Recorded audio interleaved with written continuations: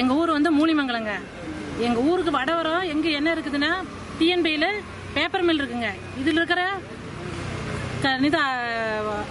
பக்காஸ் தூளெல்லாம் வந்து எங்கள் ஊரில் வந்து விழுவுது. ரெண்டாவது கிழவரத்தலையில் என்ன இருக்குதுன்னு பார்த்தீங்கன்னா சிமெண்ட் ஃபேக்ட்ரி இருக்குது. அந்த சிமெண்ட் ஃபேக்ட்ரியில் இருக்கிற கறியும் எங்கள் ஊருக்கே தான் வருது. அந்த சிமெண்ட் ஃபேக்டரிக்குள்ள இன்னொரு பிளான்ட் இருக்குது, அது கெமிக்கல் பிளான்ட். அதோட ஸ்மெல்லு சுத்தமா தாங்கவே முடியல. எங்க ஊர்ல எத்தனை பேருக்கு கேன்சரு, ஆஸ்துமா, தும்பல் வந்து காலையில எல்லாத்துக்கும் என்ன பிரச்சனைனே சொல்ல முடியாத அளவுக்கு இருக்குது. குழந்தை குட்டிகள் ரொம்ப பாதிப்படைகிறாங்க. இப்ப நான் ஒரு மாசத்துக்கு முன்னாடி வந்து என்ன சொன்னாங்க, அதிகாரி எல்லாம் வந்து என்ன சொன்னாங்க, நீங்க வந்து என்ன வீட்டு என்ன ப்ரூஃப் இருக்குன்னு கேட்டாங்க. எல்லாத்து வீட்லயுமே எல்லாம் தரையில் இருக்கிற அத்தனை குப்பையை அள்ளி எல்லாம் பாத்தீங்கன்னா சிமெண்டோட துகள் தான் இருந்துச்சு. எல்லாத்தையும் அவங்ககிட்ட பாக்கெட் பண்ணி கொடுத்தோம். 10 நாள் பொறுங்கம்மா, உங்களுக்கு நான் வந்து தீர்வு பண்ணி கொடுக்குறேன் அப்படின்னாங்க. இப்ப என்ன பண்ணிட்டாங்க, அந்த அதிகாரி எல்லாம் நகராட்சியில போய் பொதுமக்கள்கிட்ட குறை கேட்டா பொதுமக்கள்கிட்ட வந்து இன்னும் தீர்வு எடுத்துக்கிறேன், இல்ல சுத்தமா ஊருக்கு புகையே இல்ல அப்படின்னு சொன்னா பரவாயில்ல. அதை விட்டுட்டு நீ என்ன நகராட்சியில போய் வந்து எங்களை இந்த ஊருக்கு ஏதாவது எங்க ஃபேக்டரினால எந்த பாதிப்பும் இல்லைன்னு சொல்றதுக்கு இவங்க என்ன ரைட்ஸ் இருக்குது? இப்ப புலியூர் சிமெண்ட் ஃபேக்டரி இருக்குது. அந்த ஊர் மக்களை எல்லாம் நான் போய் அந்த ஊர் தான் எனக்கு கல்யாணம் பண்ணி கொடுத்தது. அந்த ஊர்ல போய் கேட்டா எங்களுக்கு எல்லாம் எந்த இதுவும் இல்லைங்கிறாங்க. அதே இந்த ஊர்ல என்னங்கிறாங்கன்னா பிரைவேட் வச்சிருக்கிற ஃபேக்டரியில வந்து எந்த பிரச்சனையும் இல்லை அப்படிங்கிறாங்க. அரசாங்கம் யாருக்காக செயல்படுது? இத்தனை பொதுமக்களுக்காக தான் செயல்படுது. அப்ப பொதுமக்களுக்கு என்ன நட்டானா ஆயிட்டு போகுது? என்ன பிரச்சனை அதுல உங்களுக்கு? எங்களுக்கு வந்து ஹைலியா எக்யூப்டா என்ன மெஷினரிஸ் இருக்குது, ஃபெசிலிட்டிஸ் என்ன இருக்குது, இந்த கரித்துகள் இந்த பக்காஸ் துகள் எல்லாம் என்னன்னு வெளியே வராத அளவுக்கு என்ன ஃபெசிலிட்டிஸ் வந்து கேட்கறாங்க, எங்கிட்ட கேட்கறாங்க. ஏங்க இதுக்கு தீர்வு சொல்லுங்க அப்படின்னு. இவங்க அத்தனை பேர் படிச்சு என்ன ஹை லெவலா படிச்சு எல்லாம் இதுக்கெல்லாம் தீர்வு காங்கிற அளவுக்கு படிச்சிருக்காங்களா? அப்படி படிச்சிருந்தா இன்னும் வேற. இத்தனைக்கு சாப்பாடு தண்ணி இல்லாம உட்காந்துக்கிறாங்க காலையில் பிடிச்சி. அதிகாரிகள் இங்க என்ன ஏசி போட்டு எதுக்கு வந்து உட்காந்துட்டு இருக்காங்க? இப்ப அடுத்த ஒரு மணி நேரத்துல எல்லாம் பயக்கம் பட்டு விழு போறாங்க. அந்த அளவுக்கு இன்ன வரைக்கும் வரவே இல்லை.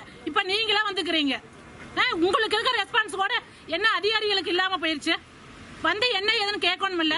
10 நாளையில குறை தீர்க்குன்னு சொன்னாங்கல்ல, என்ன குறை தீர்த்தாங்க? இப்ப வேணாலும் நீங்க வாங்க எல்லாரும் போல. எங்க ஊர்ல என்ன அளவுக்கு பொல்யூஷன் எந்த அளவுக்கு இருக்குதுன்னு சொல்லிட்டு மழை தண்ணி வந்தாலும் பாலத்துக்கடல தண்ணி வழி கூட்டி எத்தனை பேர் விழுவுறாங்க, கை கால் முறிஞ்சு போய் கிடக்குறாங்க. எத்தனை இன்னல்களை நாங்க தாங்கறது எங்களுக்கு ஒண்ணும் தெரியல. பாதிப்பு ஏற்படுது எங்க பாருங்க, 60-70 வயசுல சாவறீங்க, 40 வயசுல செத்துக்கிட்டு இருக்கிறாங்க. கேன்சர் வந்துகிட்டே இருக்குதுங்க. என்ன புண்ணியம் சம்பாதிக்கிற காசெல்லாம் ஆஸ்பத்திரிக்கே செலவு பண்றதா இருக்குது. அதுக்கு என்ன இவங்க என்ன சொல்யூஷன் எடுத்துக்கிறாங்க? இத்தனைக்கும் இது வந்து பிரைவேட் ஃபேக்டரி கிடையாது, இது ஒரு கவர்மெண்ட் ஃபேக்டரி. கவர்மெண்ட் ஃபேக்டரி பொதுமக்களுக்கு நல்லதா இருக்கும்னு பார்த்தா இவங்க பாட்டுக்கு இஷ்டத்துக்கு ஏதோ ஒன்று பண்ணிட்டு உட்காந்துருந்தா நீ என்ன வேணாலும் அஃபெக்ட் பண்ணு, நான் உன்னோட நீங்க சொல்ற குறையில காது கொடுத்து கேட்க மாட்டேங்க. அதிகாரிகள் இருந்தா என்ன இது? இப்ப இருக்கிற கவர்மெண்ட் கெட்ட பேர் தான் பண்றாங்க. இந்த அதிகாரிகள் வந்து பார்த்தா தானே ஆகும். எதுவுமே பாக்குறோம் கிடையாது, எதுவும் கிடையாது. வருவாங்க, பார்ப்பாங்க, போயிடுவாங்க. அவங்க பாட்டுக்கு எல்லாம் சரி பண்றேன்னு விட்டுறாங்க. இதுக்கு இப்போ வந்து முன்ன இருந்ததை விட இப்போ இன்னும் அதிகமாக தான் எங்களுக்கு வந்து பாதிப்பு ரொம்ப இருக்குது. இதனால பார்த்துட்டிங்கன்னா ஆஸ்துமா ப்ராப்ளம், நிறைய பேர் கேன்சரு. எங்களுக்கே இப்போ வந்து காலையில் எழுந்திரிச்சோம்னா ஒரு மாதிரி கண்ணெரிச்சல், தும்பல், தலைவலி எல்லாமே வந்துடுதுங்க. எங்களாலே இருக்க முடியல ஊருக்குள்ள. அது இப்போ ஒரு 11 மணிக்கு மேலே பார்த்தீங்கன்னா அது என்ன வாடைனே தெரியல. ஹோமியோ பிளான்ட்னால அங்கிருந்து வர்ற வாடை வந்து எங்களை ரொம்ப ரொம்ப பாதிப்படைய வச்சிருச்சு.